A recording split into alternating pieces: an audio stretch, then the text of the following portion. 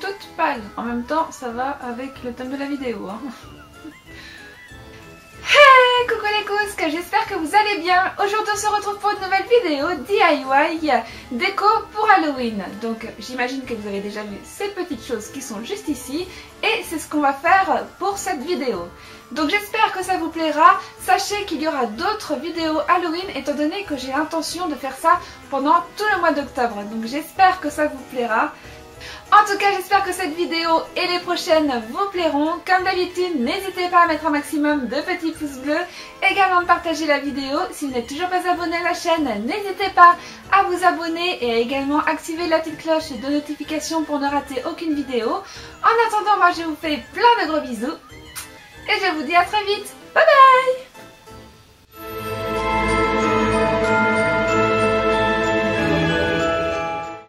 Pour ce premier DIY, vous aurez besoin d'une housse de coussin, de la feutrine noire, de la mousse de rembourrage, du fil et d'une aiguille ou d'une machine à coudre, d'un crayon, d'une paire de ciseaux et pour finir, de la colle chaude. C'est parti!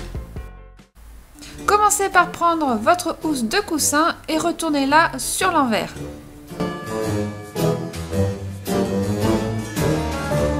Une fois que c'est bien à plat, vous allez dessiner votre fantôme avec votre crayon.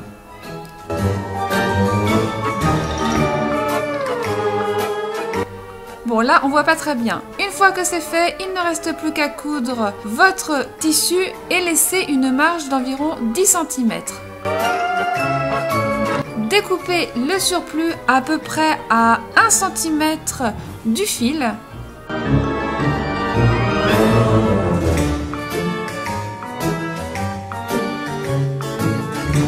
Il suffit de cranter le bord de façon à obtenir des vagues régulières.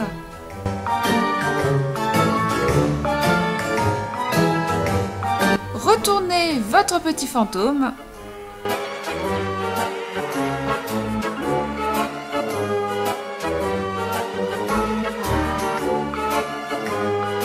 Placez la mousse de rembourrage à l'intérieur de façon à avoir un joli coussin.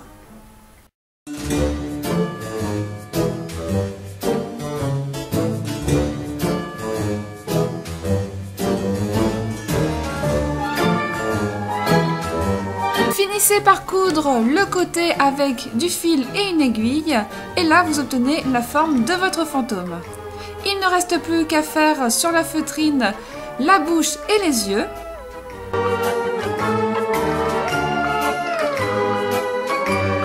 Et la dernière étape, ça va être de le coller avec la colle chaude.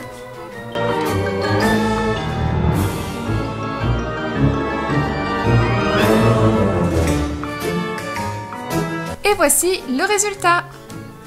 Un joli petit fantôme.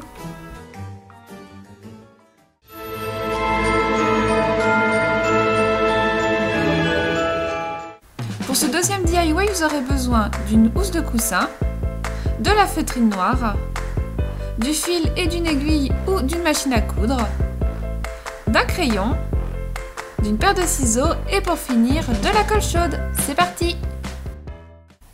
Commencez par prendre votre housse de coussin et vous allez la retourner sur l'envers.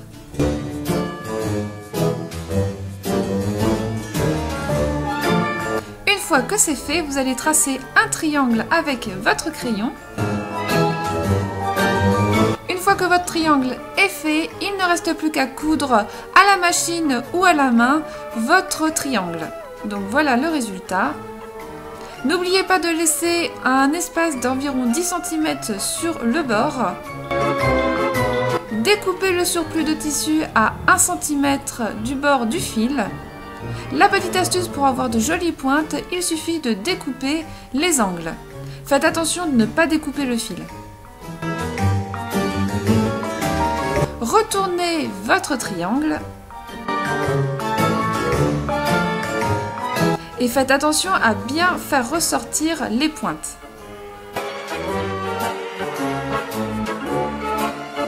Pour avoir quelque chose de bien à plat, j'ai décidé de coudre à la machine tout autour.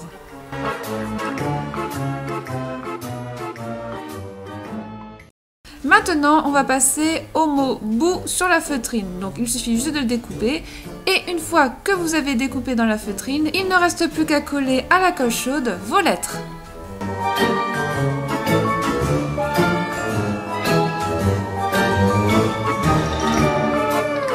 Et voici le résultat.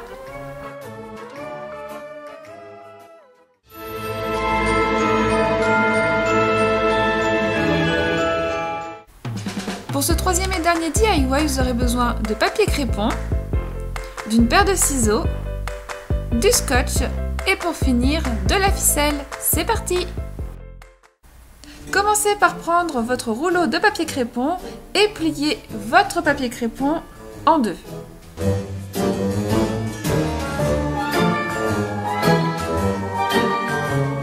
Découpez la longueur, donc là le pompon il va faire à peu près 10 cm. Découpez des franges tout le long en laissant une marge d'environ 5 cm.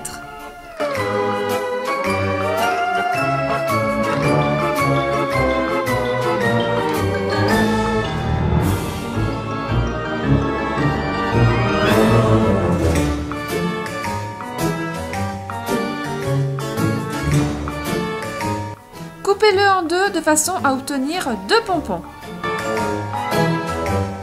Prenez une partie et vous allez bien étaler vos franges de façon à ce que ce soit plus simple pour plier.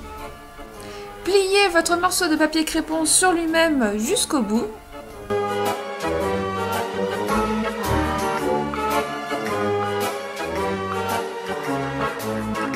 Une fois que c'est bon, pliez-le sur lui-même en deux. Et il ne reste plus qu'à l'attacher avec du scotch. Laissez une petite ouverture de façon à pouvoir y passer le fil par la suite.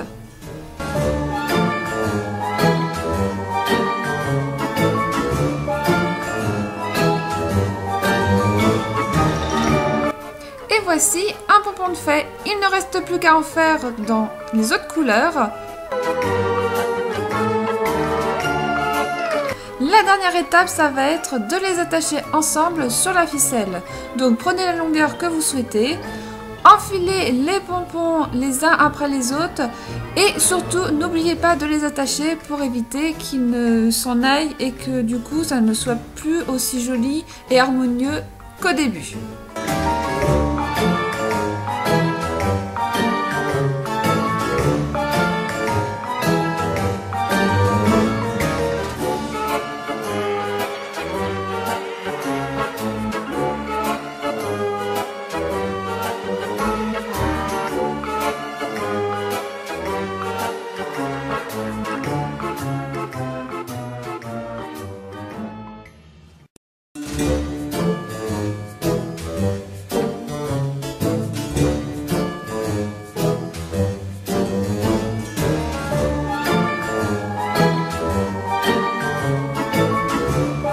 Et voici le résultat, une jolie guirlande pour Halloween.